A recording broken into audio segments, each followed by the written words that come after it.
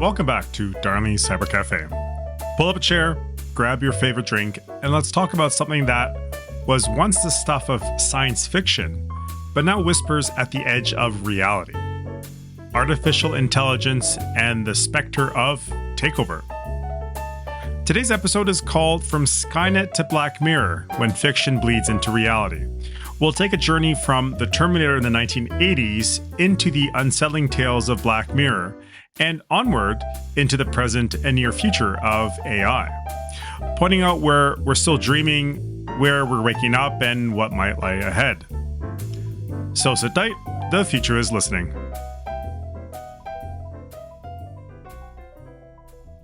Let's take the film reel back to 1984. At that time, computers were big, clunky, clicky, and mostly tucked away in government labs or university corridors. The internet was still in its infancy. Yet, James Cameron gave us The Terminator, a movie about Skynet and artificial intelligence running defense systems, suddenly gaining self-awareness and launching a nuclear war on humanity. Cameron's vision was savage and simple. The machines rise, humans fall, total war. But what captivated us when was just not the spectacle, it was the idea. Could a machine choose us as its enemy? Cameron later joked, "I warned you guys in 1984 and you didn't listen," which he said in a Business Insider article. But he has also taken the joke seriously. In interviews in 2025, he'd warned of a Terminator-style apocalypse if AI was ever weaponized. If machines control our nuclear defense systems, the speed and complexity of decision windows could overtake human oversight. What's fascinating is how that 1980s trope, killer machines turning on us, becoming a metaphorical straw man. It helped us grapple with deeper fears, loss of control, hubris, and creating something smarter than ourselves. So let me pause here and ask. In 1984, audience laughed, gasped, were afraid, or just walked out of the movie theater shaking their heads. But at that time, did they believe any of it could ever come true? Probably not. Yet over 40 years later, that fiction haunts us in surprising ways. Was it intended to be a forewarning?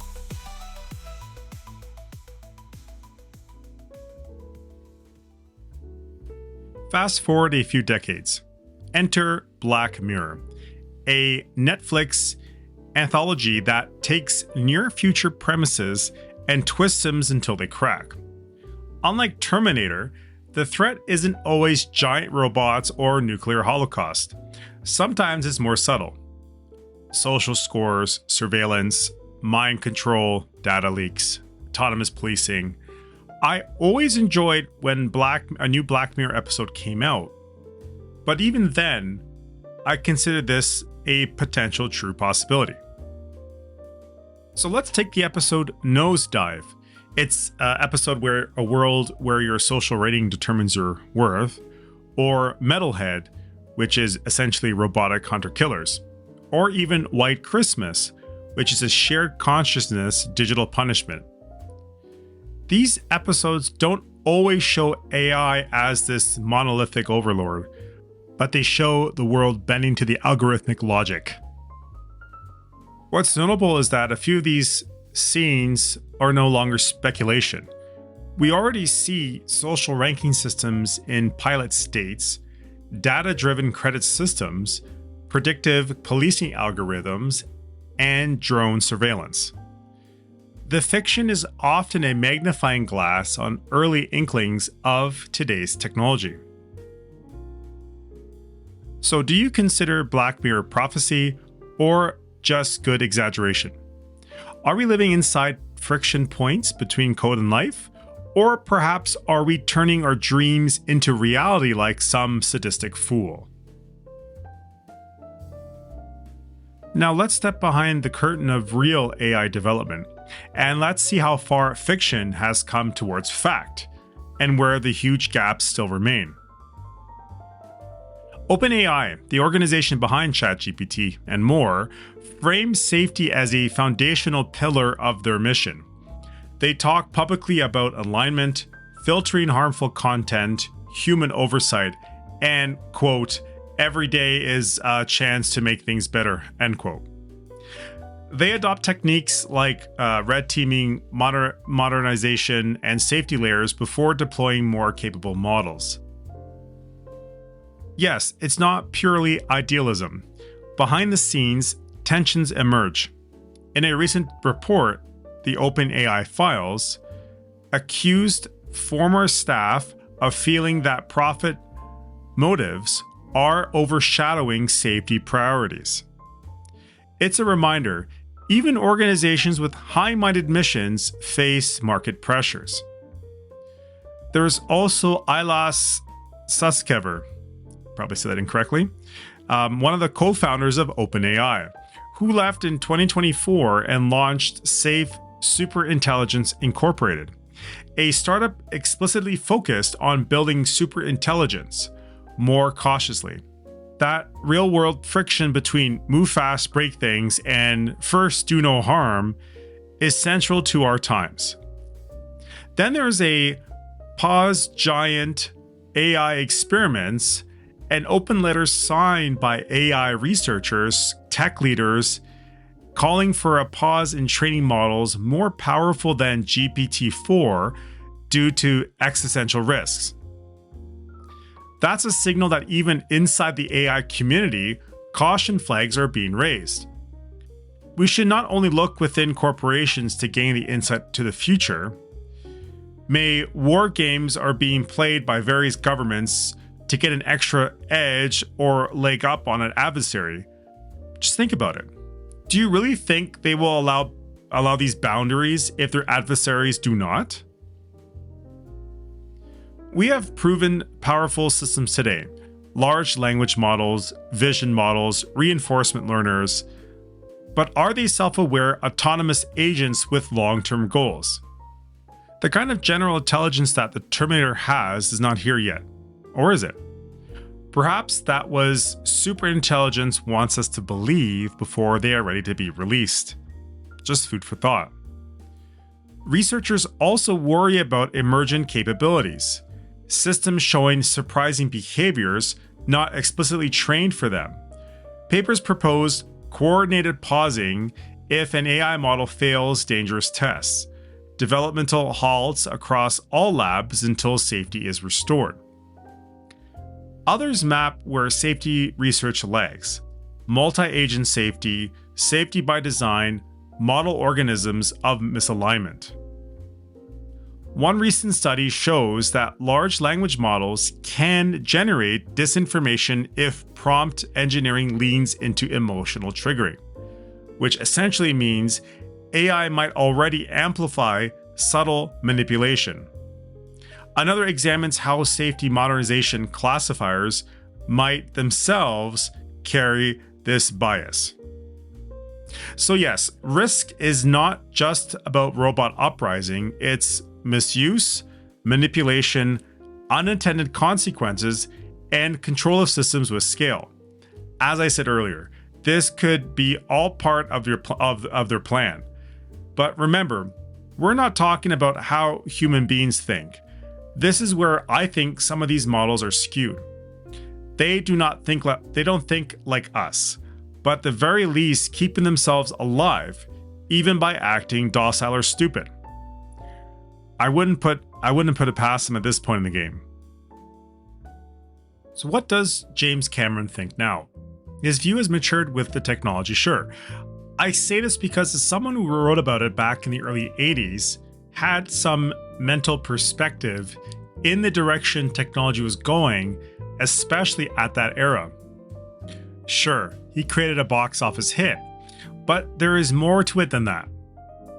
He has said that he is bullish on AI and he's not so keen on AGI, artificial general intelligence, because AGI will just be a mirror of us, he says.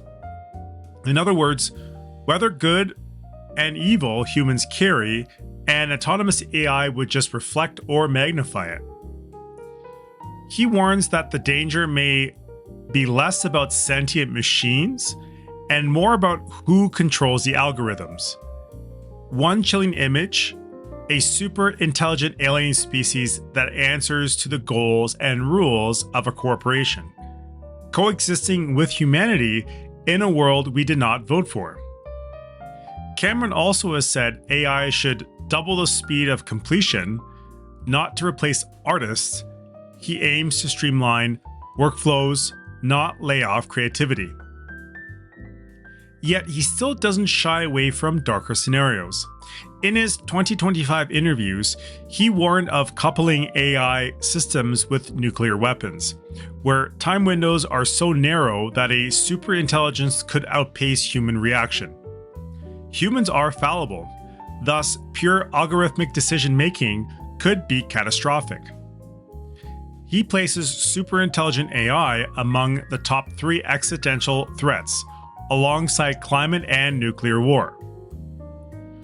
One remark stands out for me, quote, "I don't personally believe in a disembodied mind, just regurgitating what other embodied minds have said. We'll ever have something that's going to move an audience," end quote. He's skeptical AI can meaningfully replace the emotional and the core of human art. So, Cameron sees AI not just as an apocalypse or art tool, but as a mirror, a power amplifier, a weapon, and a test for our responsibility. Okay, let's split the sky a bit here. Fact, fiction, and possibility, and see where we stand. So what remains firmly fiction for now? A fully autonomous human-level AI that wakes up one morning and then decides to exterminate all of us, which is more of the Skynet style. The other one is AI with desires, consciousness, and independent agency just like a human being. And lastly, instant world domination through a single jump. Movies dramatize climaxes. Reality tends to be slog, so I hope. So what is already real or currently in development?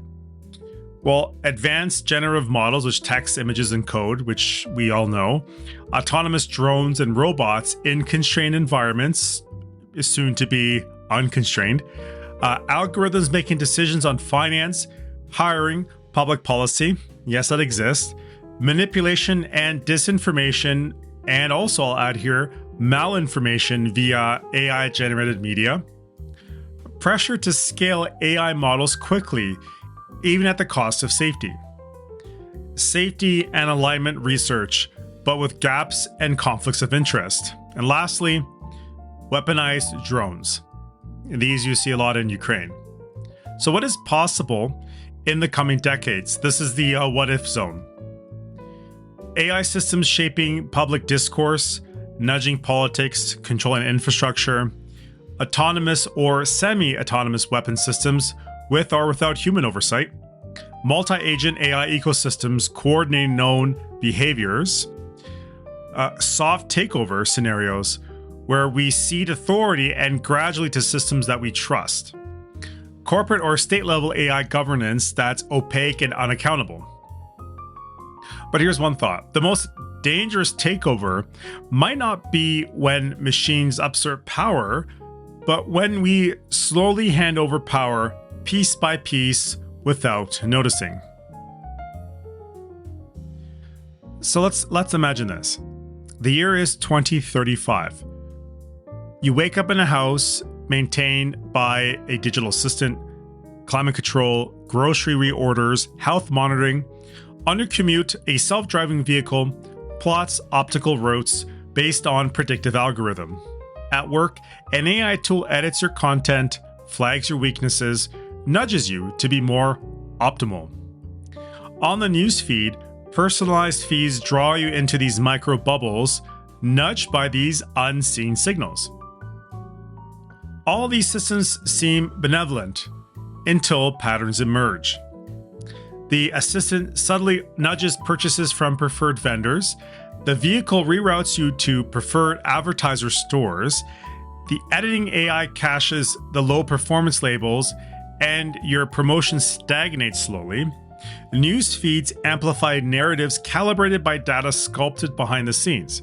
Now, at first, the transitions were incremental, small, and we barely noticed. But the shape of choice changed. The architecture of consent shifted. In that moment, a moment without war, without explosions, that control shifted. Now, understand this is not the Terminator in one scene. This is the Terminator as 1,000 brushstrokes. I'll leave you with this. The silent takeover might already be in motion. I always like to attribute this to the boiling frog syndrome.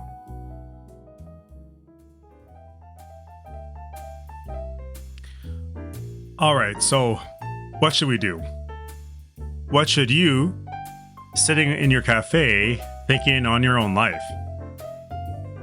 Be skeptical and curious, not fearful and passive. Ask, who designs the algorithms you trust? Always demand transparency, accountability, and oversight of AI systems. Support research in alignment, safety, and independent audit. Hold creators, institutions, and governments to high ethical standards. James Cameron gave us the Terminator as entertainment, but his commentary now warns of a future we must take seriously. As he said, AGI might be a mirror of us, with all of our flaws and contradictions. In the 1980s, we laughed at the idea of killer machines. In the 2010s, we worried about data leaks and social media traps. In the 2020s and beyond, we might wonder, how much of us remains when algorithms make so many of our decisions today? Thank you so much for joining me here at Darnleys Cyber Café. The brew is strong, the questions are always deep. If you enjoyed this episode, subscribe, share, and think twice next time your phone suggests you're reading Views or Root. It may lead you astray. And remember, knowledge is power. Hopefully in the future we still control.